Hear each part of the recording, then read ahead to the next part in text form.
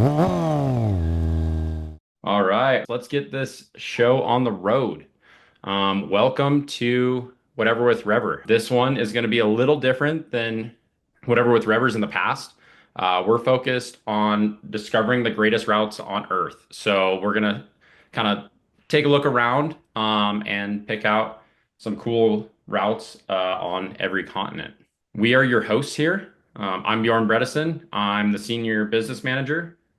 Hey everyone, I'm Blake. I do a lot of the marketing and creative work here at Rever. Oh, Hey everybody, I'm Kyle. I'm the product content specialist. Add a lot of routes into Rever and do a lot with communities and events. Hi, I'm Maha. I'm the River Pro support specialist. So chances are, if you ever sent us an email, I was the person that answered you. all right. About REVER. This is kind of our mission statement, but ultimately, we wake up every day to build technology to get you guys out on the road and do it, the road and the trails, and do it in the best way possible. We're all riders here, and we want to help you get the most out of every ride with REVER. All right. Today's focus. Blake, you want to touch on this since you're kind of going to be running show? Yeah, sure. So today's class is a little bit less of a class and a little bit more of an exploration of the kind of some of the greatest options for motorcycle recreation abroad. So we've got routes on every continent, and we're not counting them down from 10 to 1, or we're not ranking them one better than the other, nor are we saying that these are definitively the best in the world, just that these are some of the best and most interesting options for motorcycle recreation on the planet. We're going to show how to find these routes in the app. Please feel free to stay active in the chat if you know about these routes, if you've ridden them, if you have anything to contribute to the discussion there, please throw it in the chat. I'm going to keep an eye on it. And yeah, it should be fun. We've got some interesting stuff to talk about. So these are going to be on-road routes, off-road routes, mixed surface. And these are going to be routes that if you get to ride them at some point in your life, you are never going to forget them. And they provide a lot of different experiences. Each one of these routes, they're very diverse. A lot of them, because of where they're located and the nature of the terrain, they're going to require either an adventure bike or a dual sport of some sort. But a lot of them are totally paved and suitable for even a sport bike or something like that. So we can just hop right in there. And Kyle, whenever you're ready, we'll start off with our first route here, which I already saw dropped in the chat, and that would be Pacific Coast Highway, PCH. Someone dropped that in the chat as one of their bucket list routes. So PCH goes from Dana Point, California, just barely north of San Clemente, if you've been on the coast down there, and it follows the coast all the way up into Oregon before heading inland and joining the 101. And actually, the northernmost part of this route is one of the most fun parts. I've ridden this a couple of times. And you get to finish off the route by climbing up over a bit of a mountain pass with a lot of switchbacks and really cool turns and terrain. So a little bit about PCH. PCH was first envisioned in 1910. And it was immediately very clear there was going to be a lot of challenges to building a highway or a major roadway on the Pacific coast, especially because of in the Big Sur area, which is south of San Francisco, north of LA.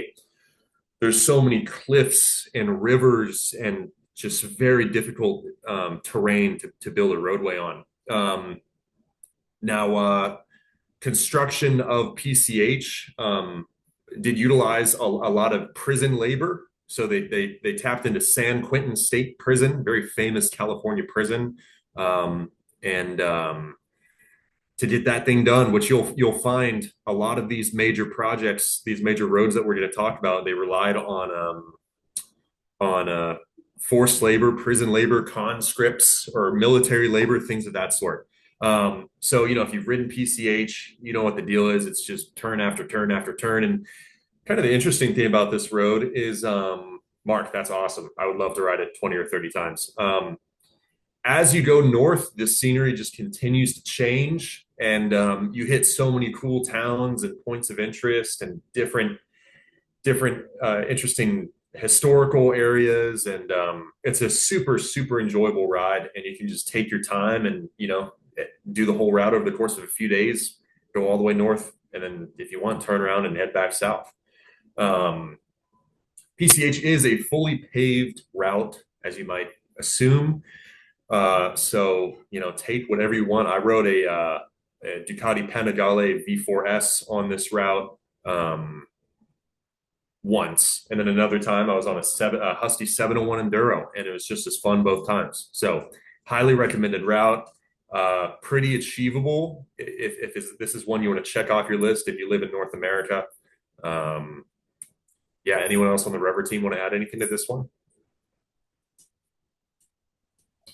Yeah, I don't know if it's on this specific part of the route. Oh yeah, it totally is. Fort Bragg. Yep, very If cool. anybody's not familiar with Fort Bragg, there is a glass beach right here where there used to be a landfill and just a bunch of like glass bottles and everything else got filled in there. And then just the waves crashing on the beach and everything turned them into these little colorful pebbles. Super cool spot to stop. I think probably right about here in this area. Yeah, a lot of really great points of interest and interesting places along the way. Yeah, good point, Craig. There are land slides and whatnot that cause closures. So if you're going to ride this, check on the status of the road before you do so.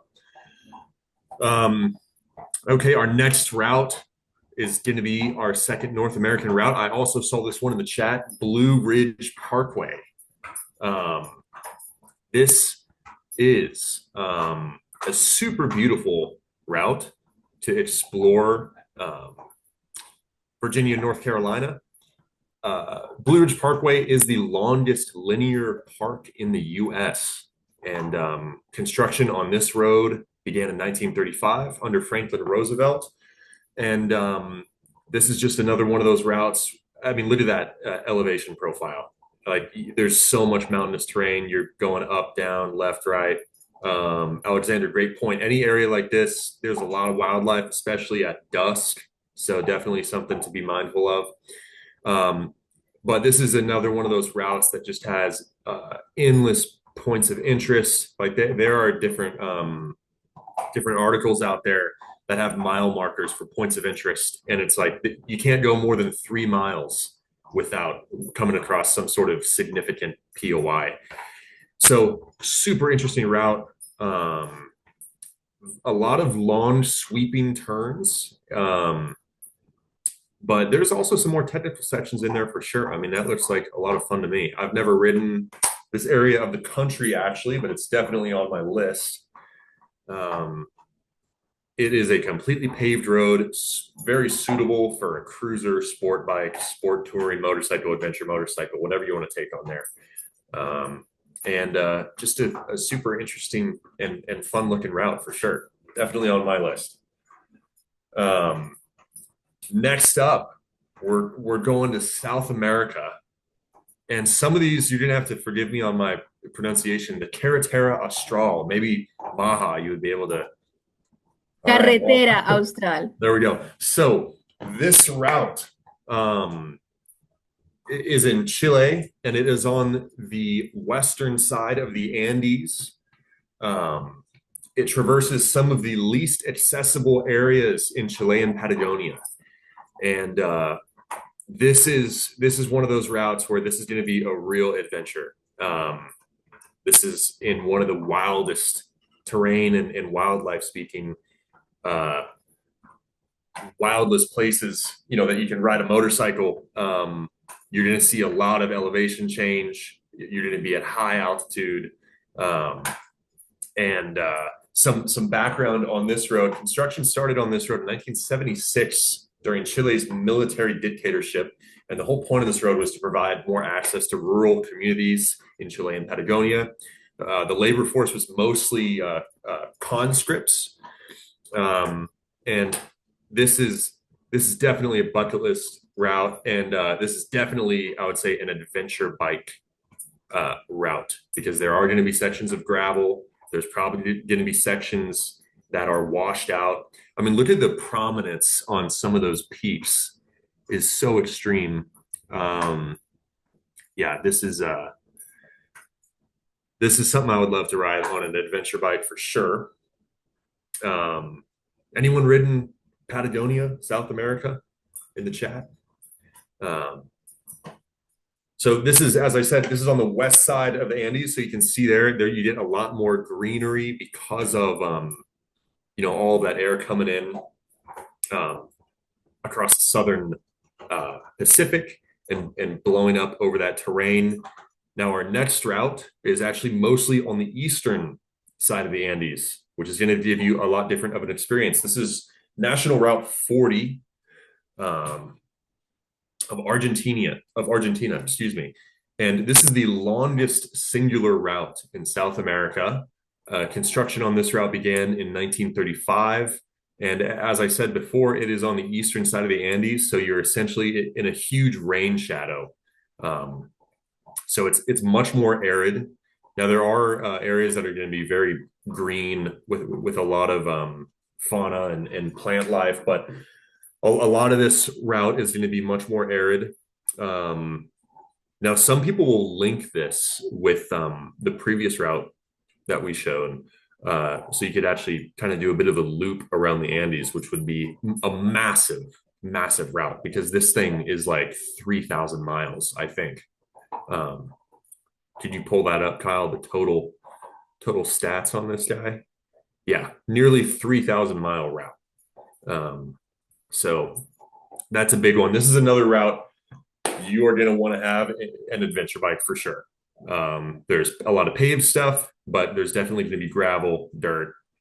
You are going to want an off-road capable motorcycle for sure. So those are two really fantastic South American routes. Rever team, anything to add here before we move on to our next one? Go for it. Just that I'd like to get the opportunity to go down there. Yep. Right. That's what I'm saying. It's pretty Super rad. Okay. Next up, we're going to Africa with the Trans-Sahara Highway. Now, some context here for the significance of crossing the Sahara. This is something that in the past was as elusive and challenging as crossing the Atlantic, crossing the Pacific Ocean, or even more so because there are fewer resources in the Sahara Desert than there are in the middle of the Pacific Ocean. I don't know if you've flown across the Sahara before, but one time I was in a flight going from Germany to South Africa, and you could open up a camera on the bottom of the plane to look down out of this Lufthansa plane. And I was looking at the same pattern of sand dunes out the bottom of this plane for almost 4 hours. I mean, the Sahara is so vast and more or less lifeless. And I believe it's the second largest desert in the world, only to the Gobi Desert. So crossing the Sahara to be able to just hop on a motorcycle and do that now is so awesome. There are accounts even going back to Roman times of like Roman military units attempting to cross the Sahara, and eventually they go far enough over the sand dunes that they say, all right, this is just not going to happen. And they turn around. So the Trans-Saharan Highway, it's one of the oldest transnational highways in Africa. Construction began in the 1970s. However, a lot of these paths follow more or less trade routes that had been in existence for a while. This route traverses Algeria, Niger, and Nigeria. It goes through, as I said before, some extremely remote and arid regions. So if you like desolation, if you like desert scenery, and encountering a lot of interesting cultures along the way, this is definitely a great route for you. I mean, the thought of riding a motorcycle across Algeria alone is so freaking cool. So this is definitely another bucket list route. You are certainly going to want a adventure bike if you are riding this route. There are some sections that are like twin track through deep sand, and there's constant road repairs. So you're not going to want to take your CBR 1000 on this one. But yeah, I mean, look at that terrain. Super, super cool. Yeah, any Africa riding experiences, throw them in the chat.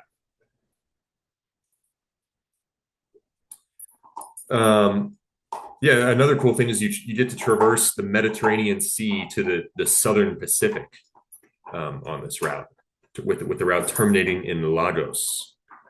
So pretty cool. Moving on to our second African route, and one that I have personal experience on is DL, and this is a super beautiful and exciting dual sport or adventure bike route in South Africa.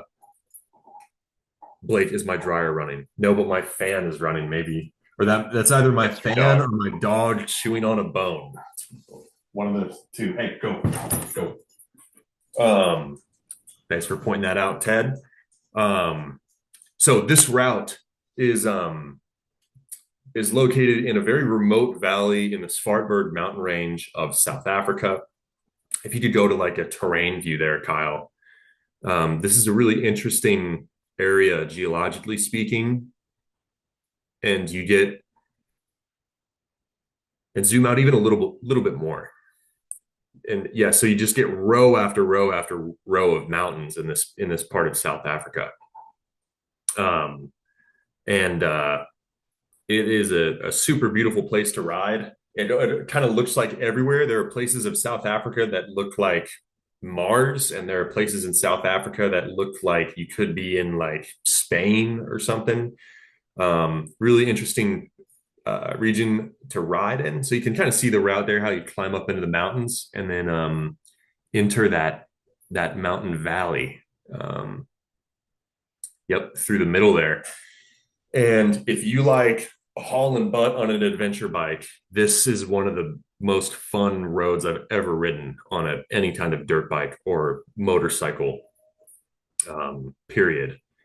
It's super fun. It is technical. It can be a bit challenging. There's loose rocks, but super fun route. Little background on this route. So this remote mountain valley was originally settled by the Dutch in the early 1800s. You'll see that everything has a Dutch name in this area, as you may know.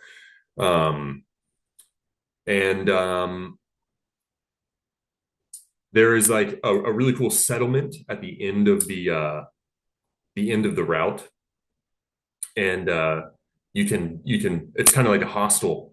It's like a historical hostel, if you will, and you can book a room there and have dinner and stay there and all that stuff. And so highly recommend South Africa for a place to ride adventure bikes. I was there in 2018 and had a really great experience down there. So moving on to another route that was mentioned. Well, first, anything else to say about Africa from the Rever team before we move on? No, I would like to get down there. Haven't been in that area of the world yet, but hopefully sometime soon. So the next route, this one was also in the chat. Stelvio Pass. This route was named by Top Gear a number of years ago as the greatest driving road in the world. And just by looking at that photo and even looking at the map view, the number of switchbacks and hairpin turns on this route is like unbelievable. And so, I mean, this would be so much fun on honestly any motorcycle, but especially something a little bit sportier would be so sweet. So this route was originally built in the 1820s at the time by the Austrian Empire. And during World War I, a really significant amount of fighting took place across this whole area, because at that time, the path was more or less formed the border between the Austro-Hungarian Empire and the Italian Kingdom. So there's some historical significance there. This road is only open from May through November. because of its elevation. This is the highest paved mountain pass in the Eastern Alps at over 9,000 feet of elevation. And it is fully paved. And, there's just incredible views, so many hairpin turns, and just a really joyous route. This is one of those routes that you could probably ride back and forth all day.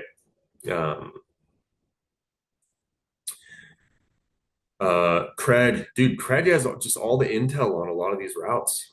Craig has been around.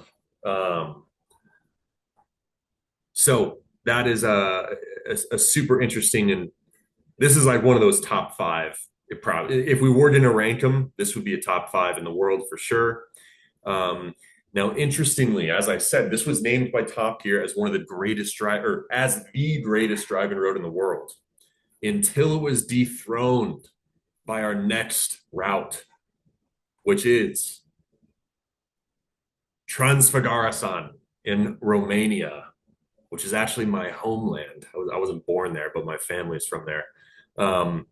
So this route, it crosses the Southern Carpathian Mountains. You can see there's a really nice even grade there. It's a very, very carefully engineered road to maintain a certain level of grade across this mountain range.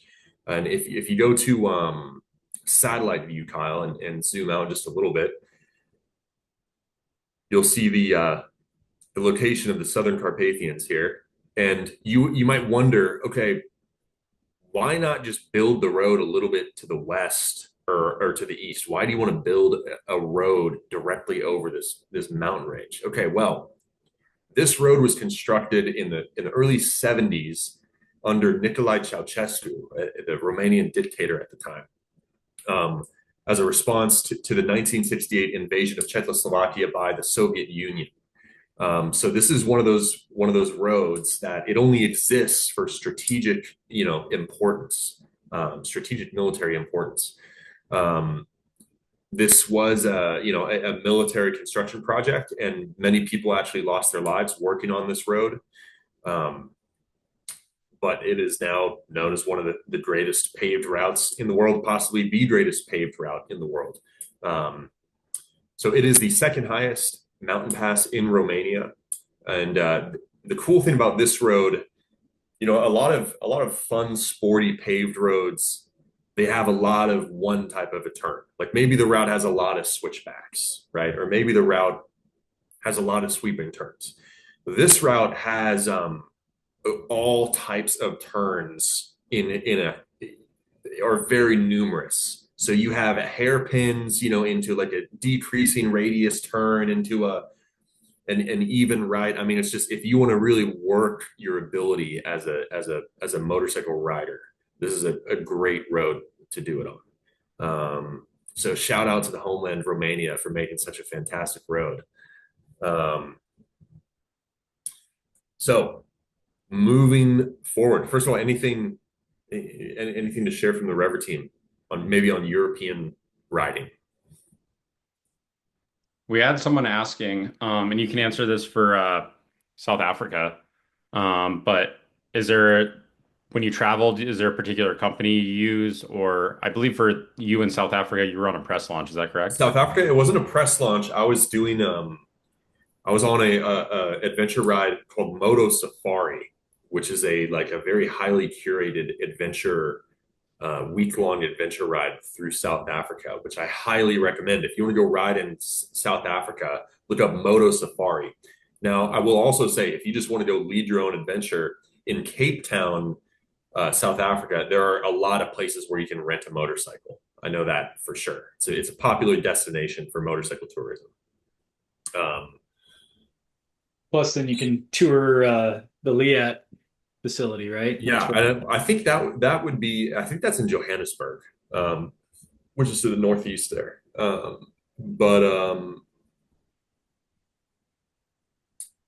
Anyways,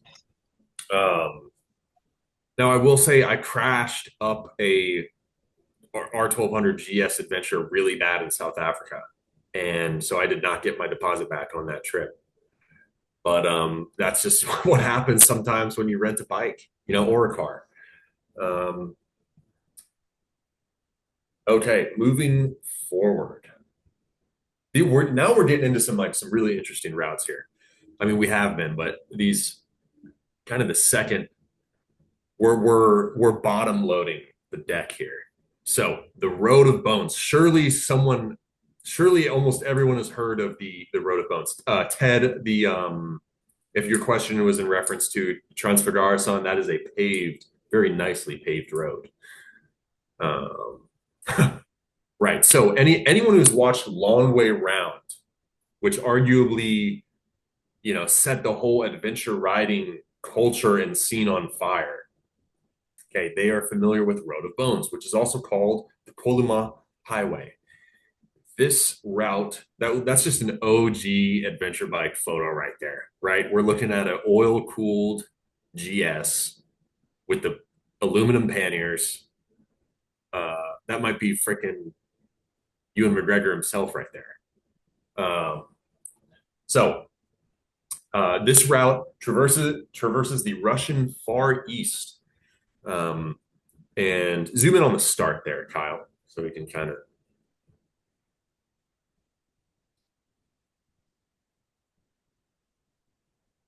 So this route begins on the eastern border of this river in Yakutsk, I think it is, if you zoom out a little bit further.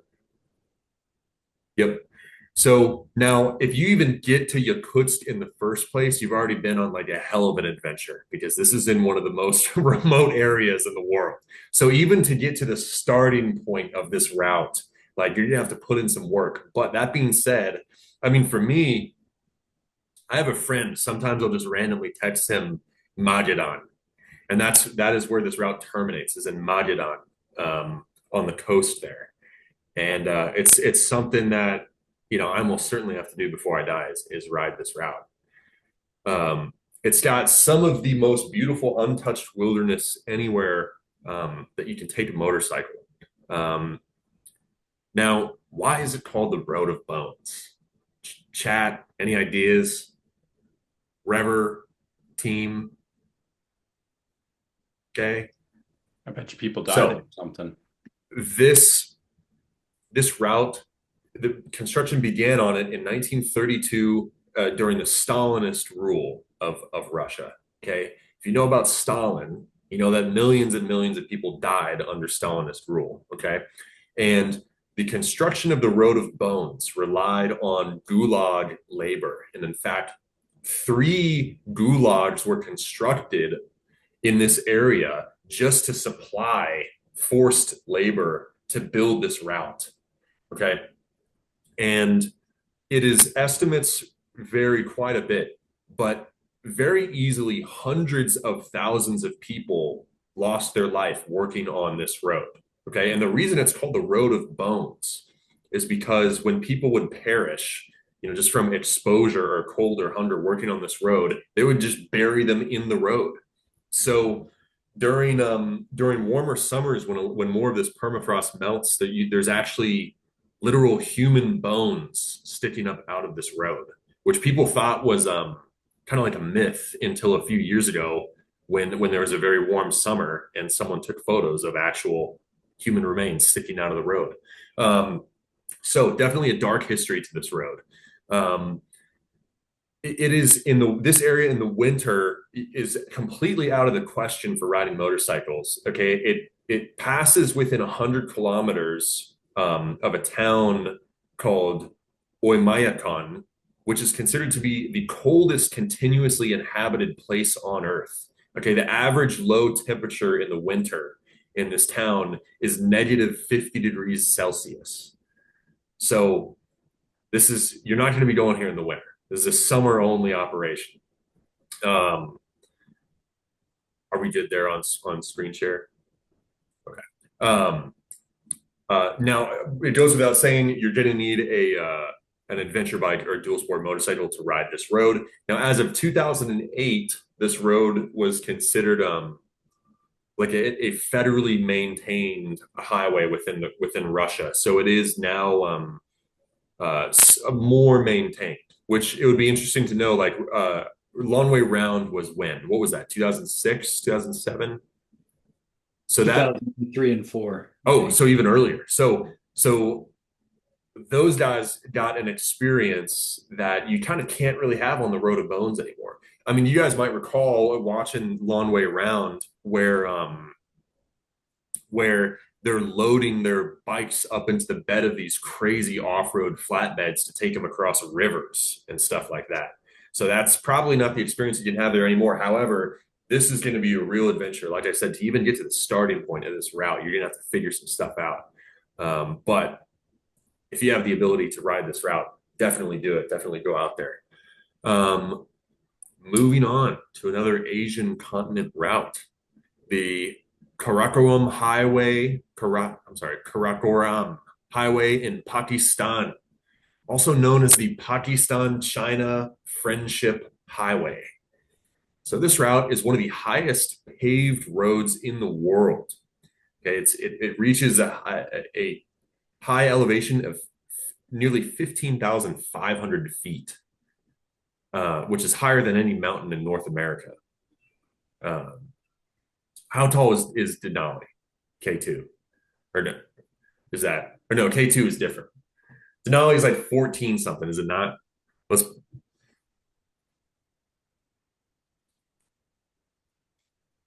20,000 feet. okay, I'm wrong. We got So, plenty of 14,000-foot mountains in yes, Colorado. yes, yeah, but the taller than anything in the lower 48 at 15.5. So extreme elevation on this route. Like, you will feel sick if you're not acclimated. So this one starts out in Islamabad in Pakistan before heading north up through the mountains, and you basically just climb and climb and climb and climb. There are a lot of really deep canyons that you're riding through. It's a really interesting and impressive area geologically with these insane mountain ranges. And the route terminates at the border of China, where it actually becomes a different road. Now, what happens when you reach that point, I don't really know. Surely there's some kind of a checkpoint or something there. Yeah, you can see the border right there. So, but it is one of the most frequented tourist attractions as far as roads go in Asia. And it is fully paved. However, due to how it's placed in this extreme terrain, it's very likely that you're going to find gravel on the road and maybe some landslides and stuff like that. I don't know, who is this Shirley? We need more Shirleys in Whatever with REVER. So super cool route. It's definitely way out there. It's not as hard to get to as like the Road of Bones, but it's definitely, I mean, you're going to be way out there in Pakistan before you even get to start. Now, Bjorn, you had an India riding experience. I don't know if you dipped into Pakistan, no? No, we were pretty south. We were like in the Goa area, which was definitely more kind of beach oriented, Yep. but really cool. Yeah, definitely really cool area of the world to ride in. Um, really impressive mountain range there. So, moving on to Australia, the Red Center Way. So this actually isn't one route or one road, so to speak. This is a loop that begins and ends in Alice Springs, and this is located very centrally in Australia. If you could, Kyle, hit the map and kind of zoom out. So this route is just a great way to experience Central Australia, and a lot of its most interesting and unique natural areas.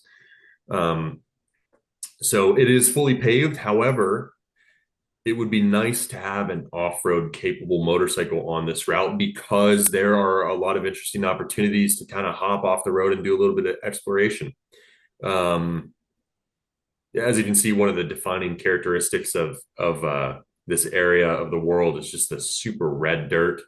Um, this route passes through a number of different national parks and nature preserves, things of that sort.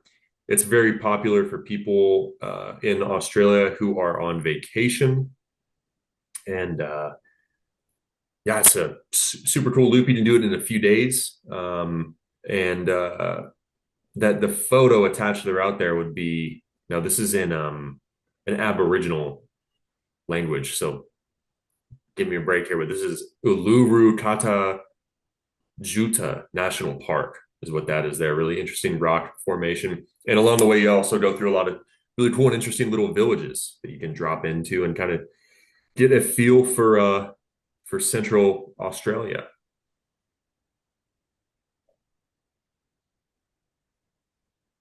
Yep, there's that formation right there.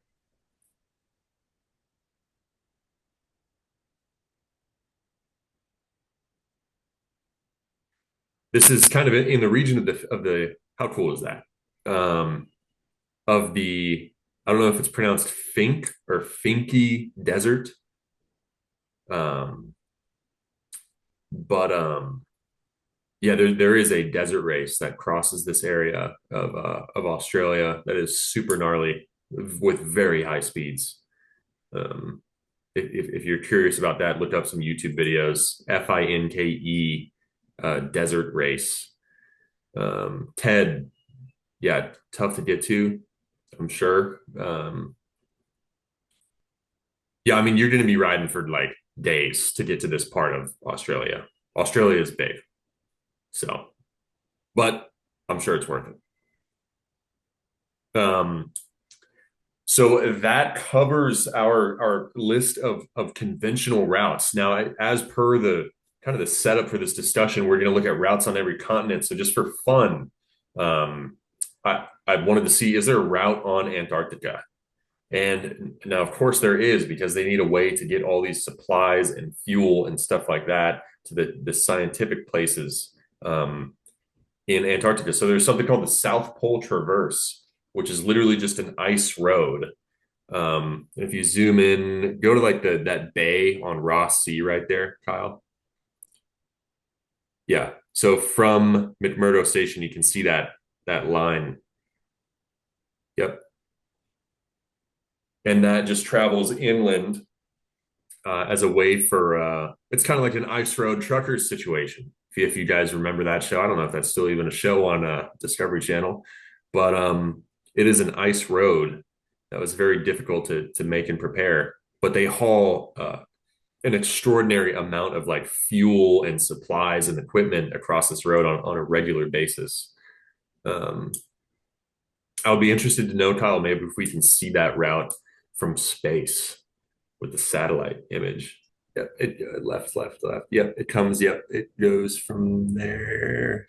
There's that Scott base. Yeah, so it's gonna go southeast from there. There it is.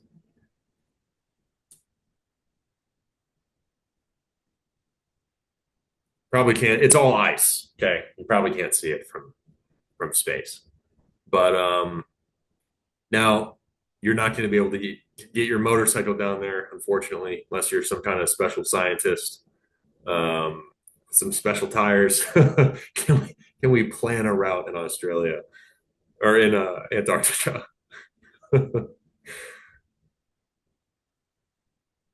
So Looks like yeah, you know, somewhere. yeah, yeah. So there is some data to support that route down there. Um, but hey, maybe one of these days, Antarctic motorcycle tourism could be a thing. That's what they make studded tires for, right? Yeah. Yep. Wild. Look at that elevation profile. Crazy. So that is our list of kind of these some of the greatest hits of motorcycle recreation abroad. And all of these routes are available in Discover in REVER. And we can go over Kyle, if you want to take over, we can talk about how you can discover these routes in Rever. Yep, I can do that. So I'm just going to switch to Discover here, and there's up. I can clear those all out, and it puts me in my hometown of Sandpoint right there. That's my ski hill, Schweitzer. But if you want to find some of the best route content in Rever, beyond the Butler map content, G1, G2, G3 roads, you go with this featured category here. So any purple routes in paved or under adventure are going to be routes that we've built ourselves or with partners that are just some of the top-notch stuff like what Blake just covered. And so we've added all those routes in. Let me zoom out here and see if I can find one of those now. You click it with these ride cards over here on the left side. That's how you can select the different routes. Pull one up. You can save it to your favorites. You can share it with a friend. You can share the deep link. And you can explore all of these things just like we were doing with the different map styles here. Terrain, satellite, tilt, outdoors. Satellite is going to allow you to throw it into 3D. And then you can check out sort of the elevation and topography of everything. Since you're kind of up in that area, we did have a question regarding the Idaho BDR. Base camp is Jackson Hole. Plan on due west to link into the BDR. Any must-see points? I know you've done the Idaho BDR, so I figured that'd be a good one for you to answer while you're there. Yep. And I love talking about backcountry discovery routes every chance I get. Mostly because I think they're a really good example of what you can build out on your own in Rever. So if you're not familiar, backcountry discovery routes are mixed surface, fully built out multi-day trips through remote areas of the US is where they are located right now. There's nothing that says you can't build a BDR in Canada or Africa. But this is a really good example of how to do that. And they're built out in these sections. So the best way to link into it from the west, I guess, would be if you are starting up towards the top of the Washington BDR, going through this Cascades area, Highway 20, through Okanagan, Omak, that whole area. You do have to come quite a bit south, almost down to Colbert, and then Highway 2 up to Newport. And I'm still waiting for this to load. So, but this is a really cool area. And like I said, Sandpoint's my hometown. This is a beautiful drive along the Pend Oreille River and Priest River area. And then the terminus or the northern end of the BDR is up in Port Hill, right at the Canadian border. So you do have to go quite a bit south to connect into that. This is probably an hour and a half, 2 hours south of that. I know what might be going on with this BDR route. We've been updating tags for organizing everything, and I'm not sure that that the tags got placed right on this, so we'll definitely double check that when we get done here. But another way to discover all of the BDR content or a lot of other route content is just by searching communities. So we save all of those under the BDR acronym there. And if I want to find Idaho, just type that in. There it is. And here's all the routes on the map there. But yeah, if you're coming into it from the west, I would definitely go Highway 20 through the Cascades, through Omak. Then you almost go down into Spokane and you can take Highway 2 up to Port Hill. Um, as far as any must-see things on the Idaho BDR, it's all must-see. It does take 8 solid days if you really want to, be able to see everything and appreciate it all. But you can finish it in 6 days. I think I did it in about 7, and we were booking through most of this. Um, but yeah, just super cool remote routes. They do have they're intelligently designed, so there's gas station stops every 200 miles or so. Um, Is it required to have Rever Pro in order to access these? I think was the question. oh, great question. No, all of the backcountry discovery route content is free because they put it out there for free. It's on their website. The GPX tracks are on their website. If you want to find out more information, highly recommend going to their website. But we have it already loaded on here. I keep them updated. I work with Michael Bilecki, the route manager, and then also film producer. But yeah, so everything in Rever BDR wise is up to date. The only thing that might not be on there right away is if there's temporary closures, and they might not even put out a GPX file to fix that temporary closure, but they'll at least put some words on their website. Totally free in Rever. The featured content that we were showing before is also free. The that Blue Ridge Parkway route that we showed at the beginning, that was a G1, which is a Butler layer, and Butler maps are pro content, so you do pay to see all of the Butler content, which is really cool stuff and definitely worth the normally $40 a year. Right now, 20 bucks. 20 20 bucks bucks. the whole year. Yep. And I believe I could be fully wrong on this, but I believe one Butler map, if you were to purchase their maps, is around 40 bucks. So you get all of them within the Rever platform. I know we had a couple questions regarding content in Canada. The Butler stuff is US based, but you can use twisty routing up in Canada to get you some of those kick-ass roads. And if you do know some awesome roads, feel free to submit those to Community Curated. You'll do that when you save a ride or edit ride details. You can hit submit to discover, and then someone on our team reviews that once we get a chance. And then you can help out other riders by showcasing some cool places to go ride. By the way, if anyone was curious how Ken submitted this route, so this is under a filter called Community Curated. Anybody with a Rever account, free or pro, can submit rides. And the way you do that is you can plan out a whole ride like I was doing before in Antarctica. I'm just going to grab one here and show you really quick. Perfect. This seems like a really cool road. Maybe I'll submit it. If I go in to edit it, I'm not going to change any of the waypoints here. Hit done and then put all your details in. We just ask for a good, unique title for a community curated ride, a description that is going to tell somebody that's going to sway them whether or not this route is going to be appropriate for them.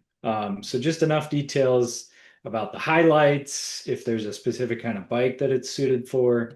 Um, we're not looking for a long paragraph here, but more than just a couple of words. And we're also not looking for like ride logs. I went for a ride today, ate a sandwich that was delicious, that kind of stuff. Give us details on the route. And then make sure you get the surface right. We rely on you guys. We try to double check it, but we've had 12,000 ride submissions over the last year. And so we rely on accuracy here. If it's paved, mark it paved. If it's anything but that, mark it as mixed. And then you just select this toggle right here, submit ride for Discover. Make sure you put a picture in there too. But yeah, as Kyle said, like if you'd want to know something before going on a route, that's the kind of stuff you should write. Like, what's the elevation like, or like, what can you expect to see, or, um, yeah, definitely help out other riders by submitting to community curated. We have one question related to community curated. Uh, is is it better to trim a ride to be submitted to be just for the good portion? Kyle, what do you think? I definitely like the more work you guys are willing to put in, the better. One thing you should always consider when submitting a ride is this doesn't, if you planned it or tracked it, it doesn't start from your house, right? I'm always conscious of that. I'm looking to see if it looks like it's, from somebody's house or apartment or something like that. I'm also just generally looking for a better place to start routes, a gas station or a big parking lot. Um, but eventually, we're going to have so many segments in Rever, so many community curated rides. I really want to get rid of like the commute to the ride and have it start where the actual good part is. Any more questions? I know this session was a little different. I hope you guys enjoyed it. Blake put a ton of work into sourcing some awesome routes for you guys to see. I think it's important to know that we do have routes on literally all the continents besides maybe Antarctica. But there is one for you. But yeah, Kyle, can you submit one route trimmed into multiple pieces for each decent section? Definitely. Yeah, just like a backcountry discovery route that is done section by section. That's actually how I want to see multi-day trips. If you submit me a 500-mile ride, I'm probably not going to accept that because most people aren't going to go ride 500 miles. And there's no way you're going to write a description in one short paragraph about that 500 miles. There's probably thousands of words that could be said. So I'd love to see them in shorter sections with a good description of what each section is. And you can do, part one, part two, part three. I'll be looking for that kind of stuff, but definitely a good question. Along those lines, we had a route last year submitted called the Great Northern Adventure Route. And Kyle produced a pretty kick-ass film, super grassroots, and feel free to check that out. But that was a community curated route. Someone submitted that to us, and we were like, damn, this is so sick. We should elevate this a little more. It was broken up into sections, and then we ended up teaming up with CF Moto and riding the new Ibex 450 across Minnesota and around, I think it's like Superior, and then the Upper Peninsula of Michigan. So I just dropped the film into the chat. If you're bored and want to spend another hour with us, you can do that. But that was a community curated ride, and we just thought it should be elevated in more or in a better way. So we actually helped produce a little film with the creator. So super sweet. And every other webinar that we've ever done, all 27 of them are also up on YouTube. I would definitely lean into the more recent ones as a result of we change the app quite often. We actually have a new release coming, I believe, this week or next week. That'll change a couple things. So yeah, feel free to go on YouTube if you're looking to learn more and slow things down. You can use that to learn. If we don't have any more questions, I think we're going to go ahead and wrap her on up. Um, yeah, I think we're good. Thank you guys for joining us.